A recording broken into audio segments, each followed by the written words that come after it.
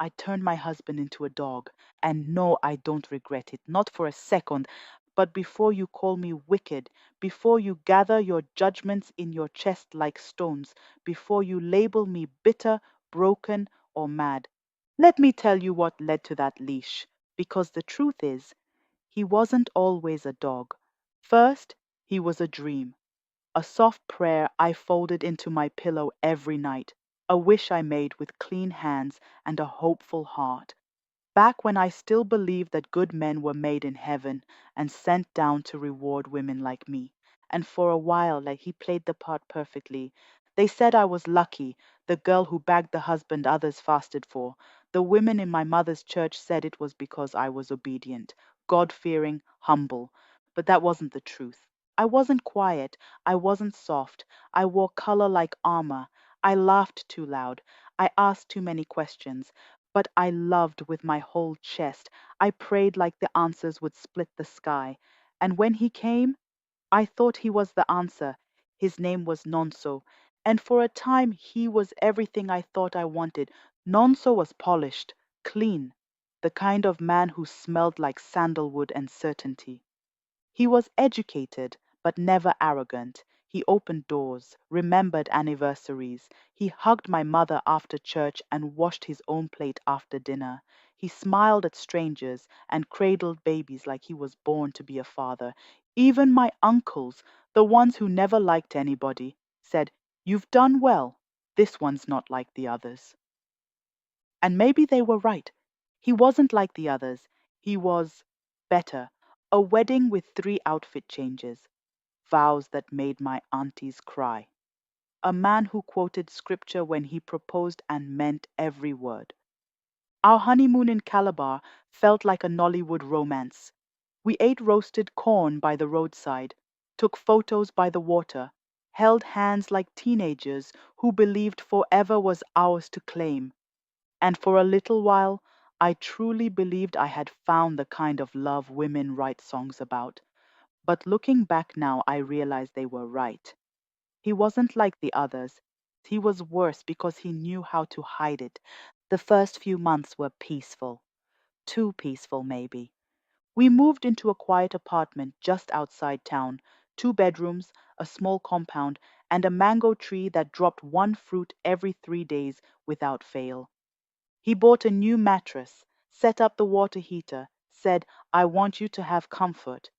And I believed him. Every morning I would kneel beside him to pray, and every evening he would bring me suya or puff puff wrapped in old newspaper. Sometimes both. We didn't have much, but we had laughter. That was enough. Or so I thought. It started small. One evening I was getting dressed, just a simple yellow blouse with tiny flower prints.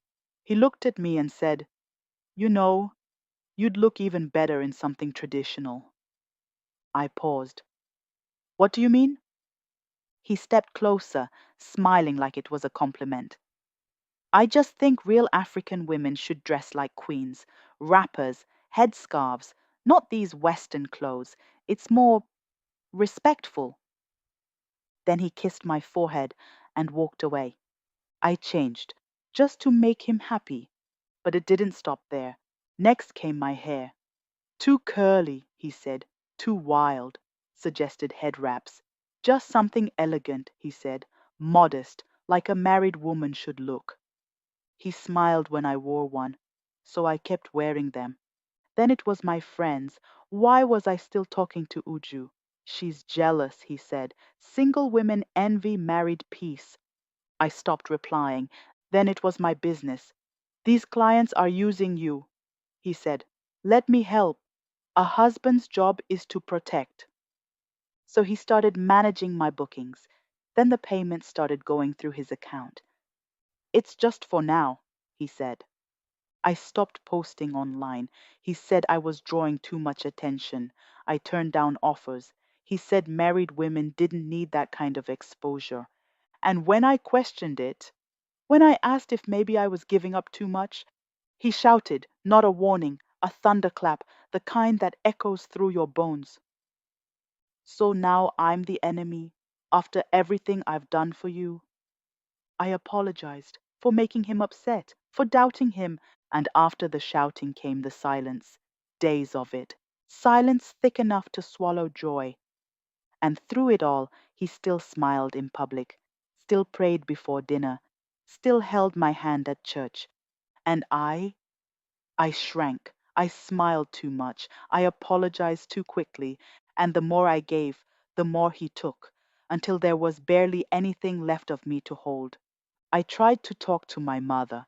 I sat on her veranda one Sunday afternoon after service, hands shaking as I sipped hot malt from a bottle. I told her I didn't feel like myself anymore, that I felt like a guest in my own body. She frowned. Did he beat you? She asked. No. Did he cheat? I paused. I don't know. She shook her head. Then pray harder.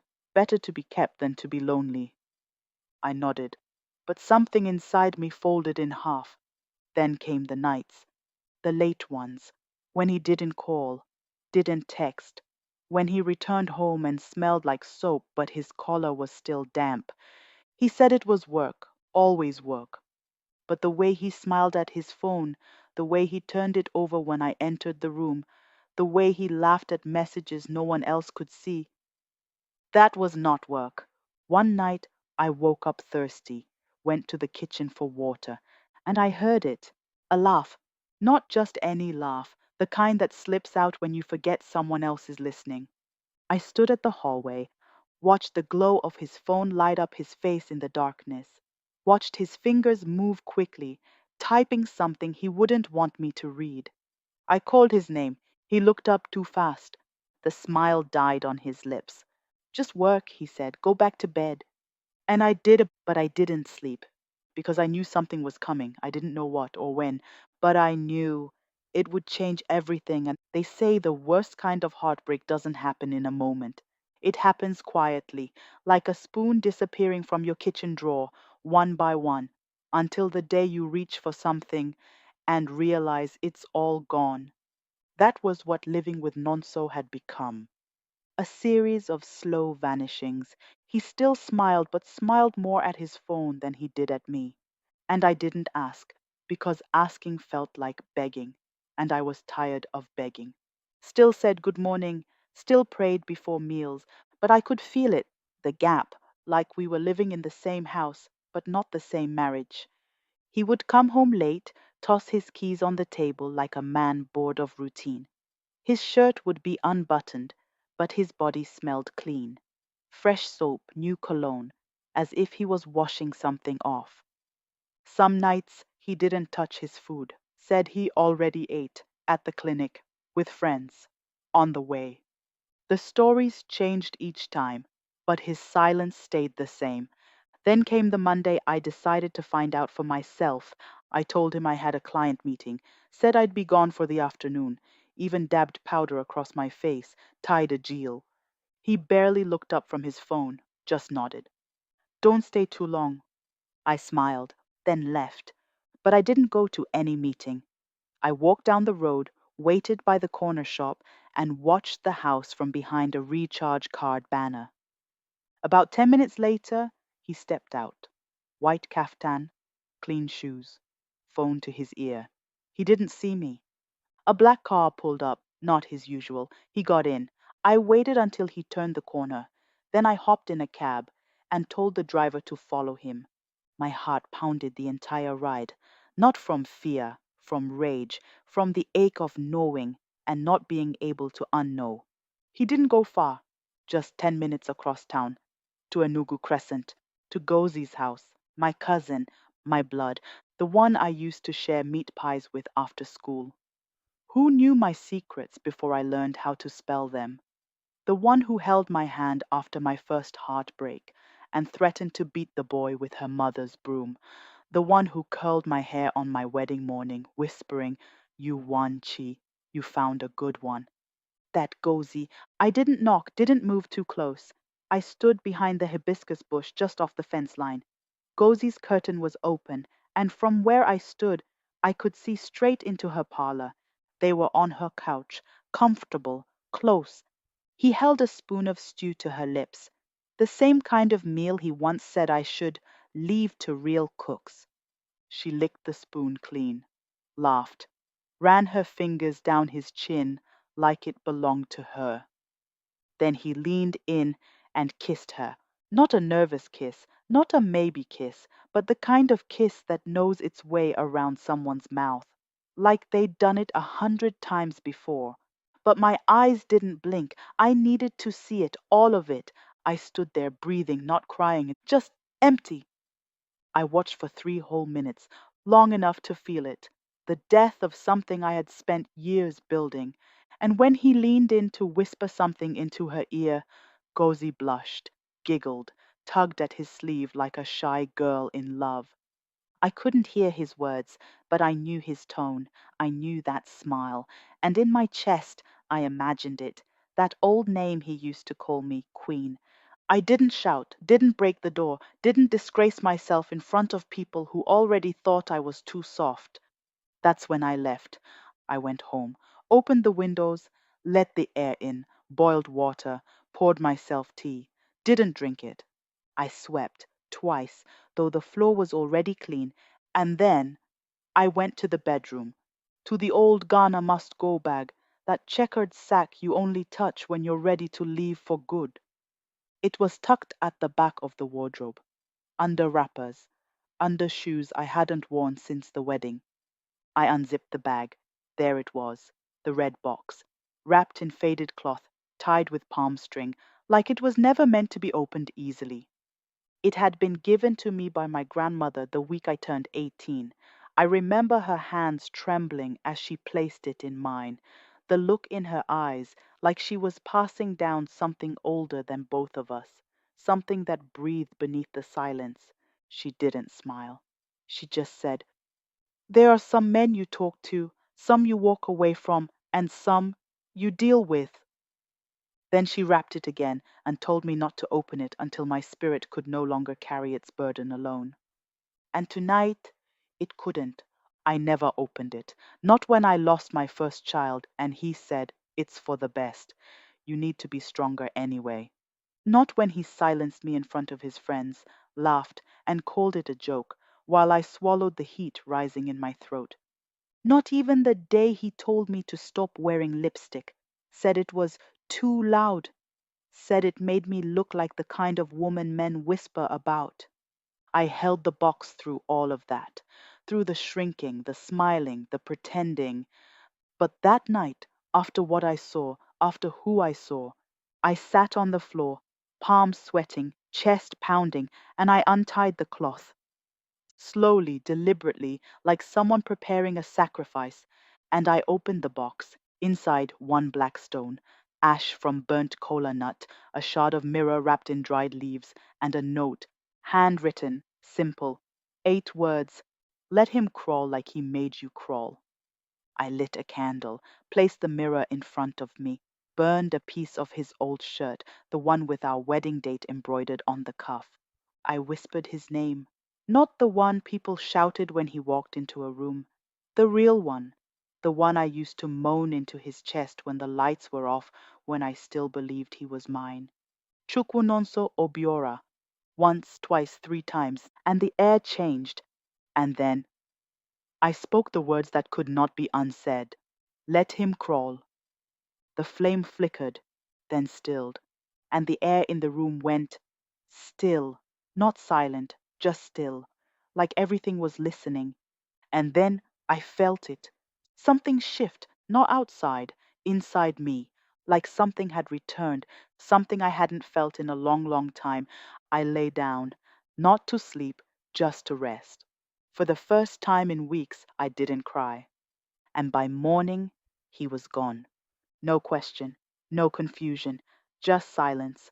And at the gate, sitting like he'd been there forever, was a large black dog. He didn't growl, didn't bark, didn't blink. He was just there, watching me, like he knew I was coming, like he'd been waiting for me to see what I'd done. Muscular, still, coat too clean to be wild, eyes too human to ignore, and dangling from the chain around his neck, a wedding ring. I stepped outside slowly. The early morning air was thick with dew and silence. Even the neighborhood roosters had forgotten to crow. The ground was cold beneath my feet, but I kept walking to the gate. And he just watched me. No growl, no flinch, just that stare, heavy, familiar, unblinking. I crouched in front of him, close enough to see the slight twitch of his ear, the soft rise of his chest, the crescent-shaped scar just beneath his left shoulder, the same scar he got from falling off his uncle's bike when we were dating, the same one I used to trace when he slept. There was no doubt, no space left for pretending. This was him. Nonso, he didn't move, didn't resist. I reached for the chain, ran my fingers along the cool metal until I touched the ring. His ring, the one I slid onto his finger with shaking hands beneath a mango tree. He leaned forward, licked my wrist once, soft and slow. I didn't scream, didn't cry, didn't pray. I stood, turned, and walked back inside. He followed. The moment he crossed the threshold, the house felt different, not haunted, not cursed, just claimed. Like the walls had been waiting for him, like the floor knew the sound of his steps. I named him Midnight, not because he was black, but because he lingered like a moment you can't undo, always behind me, always watching, always quiet. The neighbors noticed. Of course they did. Oh, new dog? Such a fine one. He looks expensive, Auntie Chica. Where did you buy him? I smiled, said nothing, just nodded. Then his sister called. We haven't heard from Nonso. Is he all right? I told her he was resting, that he needed time. When his mother asked why his phone was off, I said, sometimes silence is the only peace a man has. They didn't understand, but they stopped asking. As for Gozi, her name never left my lips, not once, but her absence filled the compound like smoke. I heard the whispers that she hadn't been seen in 2 days, that her mother went to her flat and found the door ajar, but nothing missing. Not her clothes, not her passport, not even the half-empty perfume bottle she kept beside her mirror. Just stillness. Her phone rang and rang. No voicemail, just silence on the other end, the kind that doesn't echo back. I overheard someone at the market say, maybe she traveled.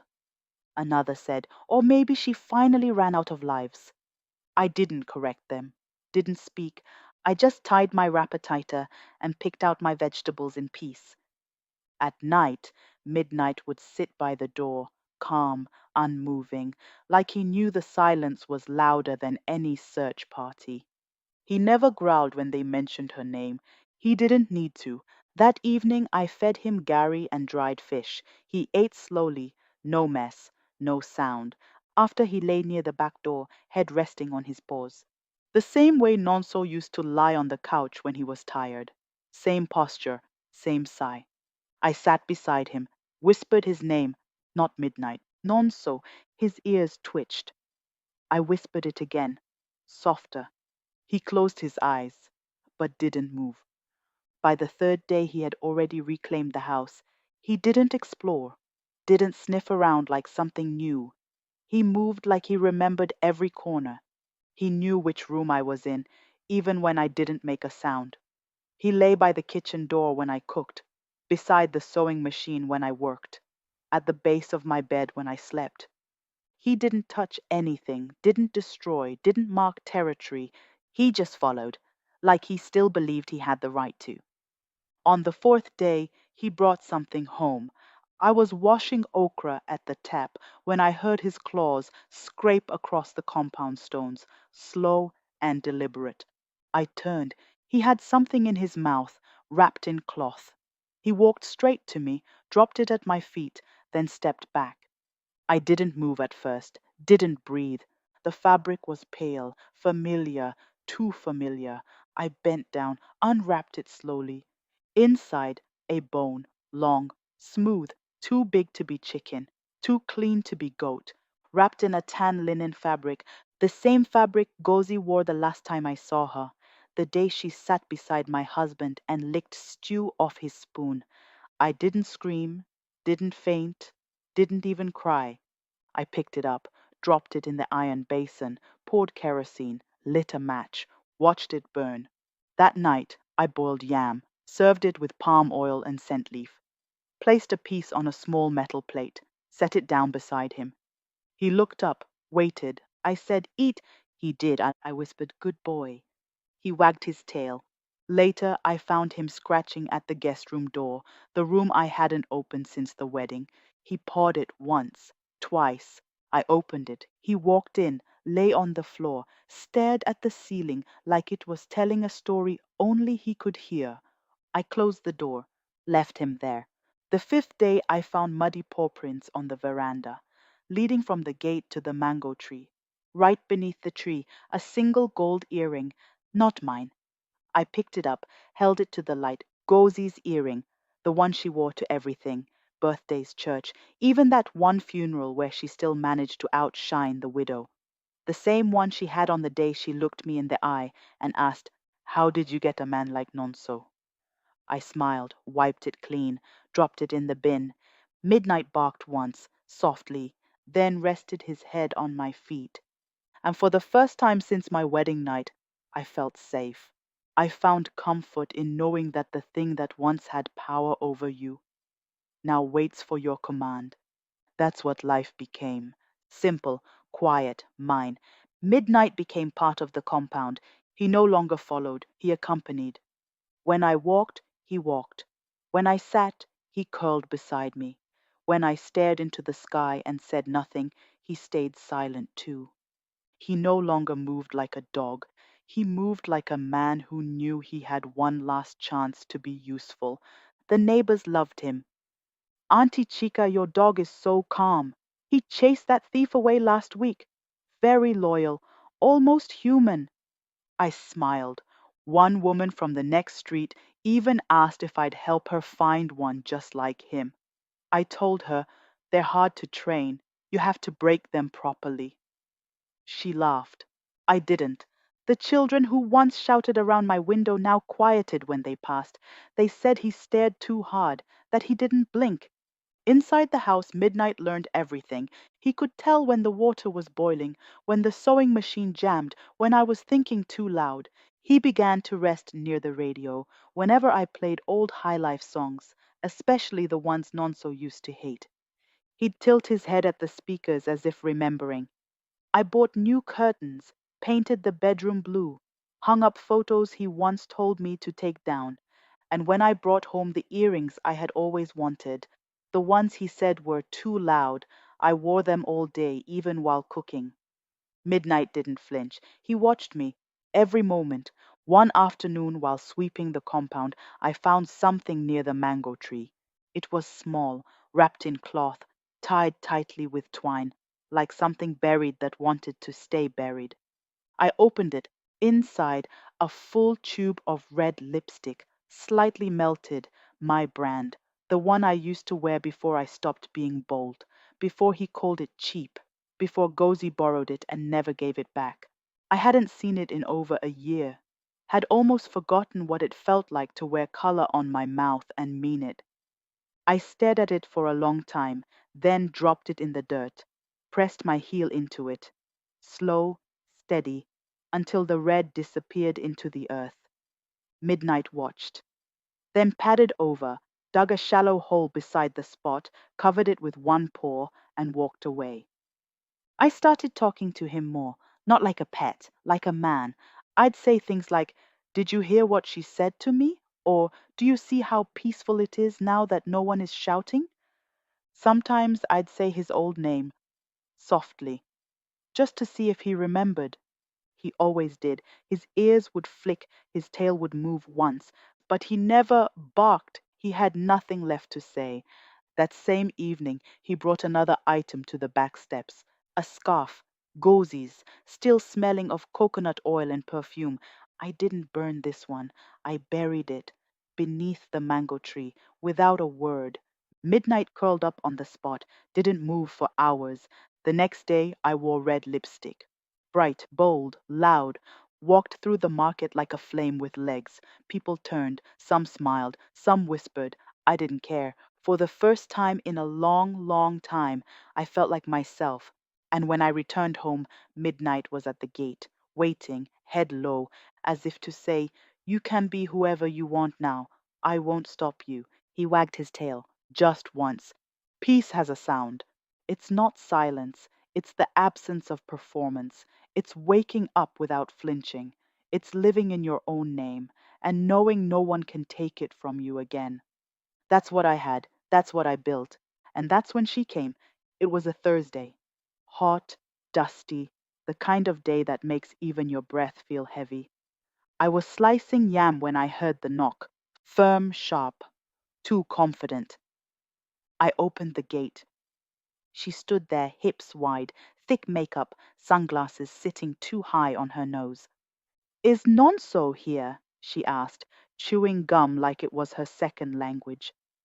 I blinked. She looked past me, like she owned the place, then looked down. At midnight, his ears flattened, not in fear, in recognition. She gasped, "Oh my God, is that—" "Come inside," I said, smiling, wide. She followed me like she'd been invited, sat on the edge of the couch like it might stain her. Midnight didn't move from the door. He just stared. She wrinkled her nose. "Does he bite?" I tilted my head. "Only when I tell him to." She laughed, loudly, too loudly. I went to the kitchen, boiled water, brought out 2 mugs, poured Lipton, added sugar to hers without asking, set it down gently. "Nonso isn't home right now," I said. She squinted. "Well, tell him Mara came. He knows who I am." I nodded slowly. "Do you like tea?" She rolled her eyes. "I prefer coffee." I smiled. "You'll drink this." She drank it, sipped twice, then leaned back like she had conquered something. "I know things are rough," she said. "He told me everything. How you changed, how you stopped being fun. He just wants to be free." I looked at her, long, still, then said, "He is." She stood up to leave, adjusted her dress, called me sis, like it didn't taste like poison in her mouth. And as I opened the gate for her, midnight followed. Silently, slowly, she turned around, giggled. Aw, he likes me. I didn't say a word, just watched her walk away. And midnight followed. That night I lit 2 candles, one for light, one for instruction. I placed a piece of red fabric on the floor, poured palm oil into a clay bowl, tied a black string around Midnight's neck. Then I whispered just 1, 2 words. One more. The next morning Mara was gone. The posters went up within 2 days. Missing, last seen wearing pink, family begging for help. I tore one off my gate, used it to light my stove. A few days later, Midnight came home with a pair of sunglasses. Black, oversized, still warm from the sun. I recognized them immediately. Mara's. The same ones she wore the day she came to my house, laughing too loudly, complimenting my cooking like she hadn't once told someone I didn't deserve him. He dropped them at my feet, sat beside them, waited. I didn't hesitate. I picked them up, tossed them into a small fire pit, and watched the plastic bend, blister, and melt into silence. Midnight didn't move, didn't blink. He just stared at the flames like he understood. I read novels at night again, the ones he said were a waste of time. I chew sugar cane in bed and let the juice drip on the sheets. Midnight lays at my feet, his breathing always soft and steady. When I say leave, he leaves. He understands everything now. He knows who he is, who he was, and why he'll never be that man again. People still ask me where my husband is.